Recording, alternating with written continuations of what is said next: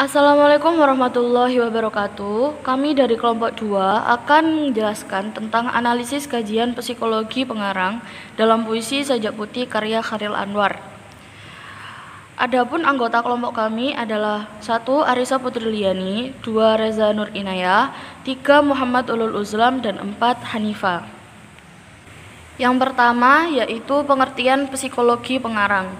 Psikologi pengarang merupakan salah satu wilayah psikologi kesenian yang membahas aspek kejiwaan pengarang sebagai suatu tipe maupun sebagai seorang individu. Dari Warren 1990, yang menjadi fokus adalah aspek kejiwaan pengarang yang memiliki hubungan dengan proses lahirnya karya sastra. Kajian yang terhubung dengan keadaan jiwa sebagai sumber penciptaan puisi yang baik telah dikemukakan oleh Wordsworth, seorang penyair romantik Inggris pada awal abad 19, menjelaskan bahwa keadaan jiwa dengan psikologi khususnya akan melahirkan pengungkapan bahasa puisi yang khusus pula. Dari Harjana 1984. Selanjutnya, analisis kajian psikologi pengarang dalam puisi Sajak Putih karya Chairil Anwar dibagi menjadi 3, yaitu yang pertama, pendekatan psikologi pengarang dan ekspresif, lalu yang kedua, aspek kejiwaan pengarang, dan yang ketiga adalah aspek bawah sadar pengarang. Berikut adalah puisi Sajak Putih karya Chairil Anwar. Yang pertama, pendekatan psikologi pengarang dan ekspresif.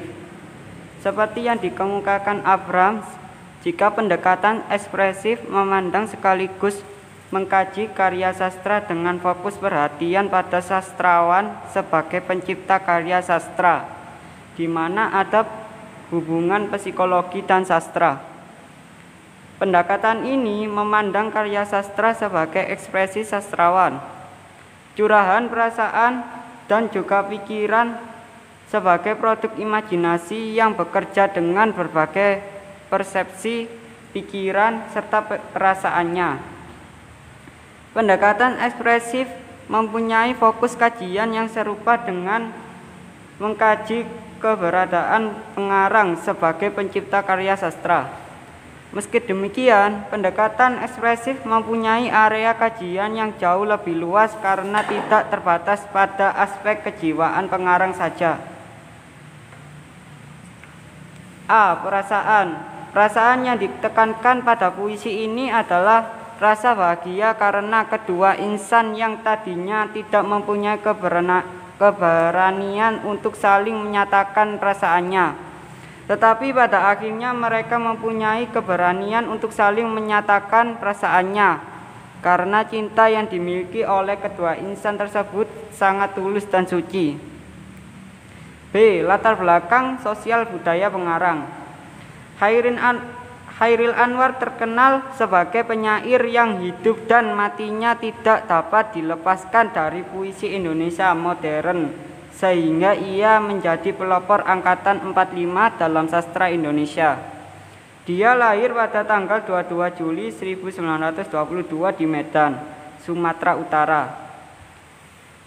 ATU mengatakan bahwa dalam karya Chairil Anwar terdapat keanekaragaman, sesuatu ciri yang khusus bagi suatu kepribadian yang sedang dalam pembentukan, yang menempuh kehidupan dengan penuh gairah.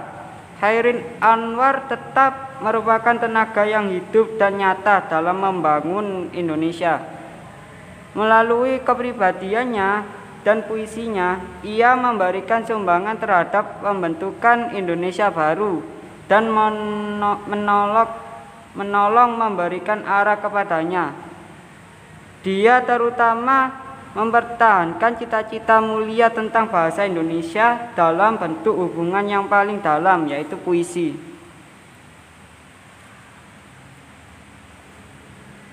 Pada puisi Chairil Anwar Sajak Putih yang diharapkan bertemu dengan ketulusan hati si gadis yang diilustrasikan dengan dihitam matamu kembar mawar dan melati, harum rambutmu mengalun bergelut senda.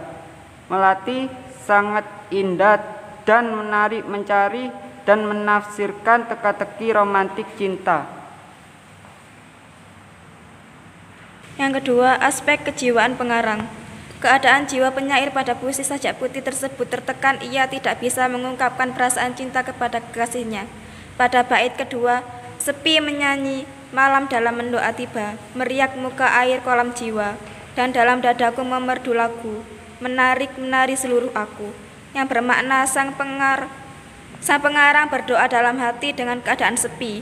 Kesepian itu yang membuat jiwa sang pengarang bergerak seperti permukaan kolam tertiup angin.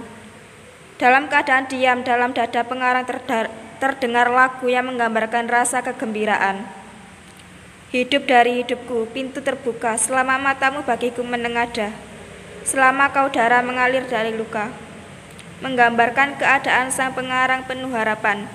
Ia bersama kekasihnya pasti terwujud, sampai kematiannya tiba. Ia masih mencintainya dan tidak akan terpisahkan. Yang ketiga, aspek bawah sadar pengarang. Psikoanalisa yang dikemukakan oleh Sigmund Freud menggunakannya dalam fungsi sebagai terapi medik. Salah satu penemuan besar psikoanalisa yang bisa dilihat gunanya dalam analisis teks sastra adalah adanya kehidupan tak sadar pada manusia. Freud bahkan menyatakan bahwa segi-segi terpenting perilaku manusia ditentukan oleh alam tak sadarnya. Untuk itu, Freud mengemukakan teori struktur kepribadian manusia, terdiri dari 3 bagian, yaitu id, ego, dan superego. Id merupakan struktur kepribadian paling primitif dan berhubungan dengan prinsip mencari kesenangan. Ego merupakan kelanjutan upaya mencari kesenangan, tetapi sudah dirangkai dengan keharusan tunduk pada realitas. Superego merupakan perwakilan dari berbagai nilai dan norma yang ada dalam masyarakat tempat individu itu hidup. Ketertekanan terlukiskan secara jelas dan kuat dalam baris bait kedua, terutama pada baris sepi menyanyi, malam dalam mendoa merupakan suatu malam yang tingkat kesepiannya begitu sempurna, sehingga sangat sepi atau diam atau khusyuk, sebagaimana waktu tengah malam untuk berdoa tiba. Ketertekanan inilah yang mengantarkan alam bawah sadar muncul dalam baris meriak muka air kolam jiwa.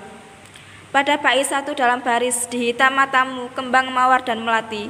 Kata mawar dan melati merupakan metafora yang dalam teori Freud dinyatakan juga sebagai simbol, yaitu mengganti sebuah ujaran dengan penanda lain.